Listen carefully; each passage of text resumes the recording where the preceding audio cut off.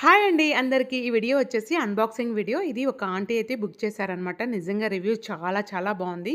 ఇది బెనారస్‌లో మనకి ఆఫర్‌లో వచ్చిన శారీ అనమాట.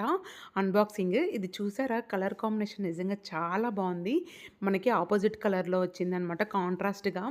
బ్లౌజ్ ఏదైతే వచ్చిందో బోర్డర్‌లో ఉన్న కలర్‌లే వచ్చినియనమాట.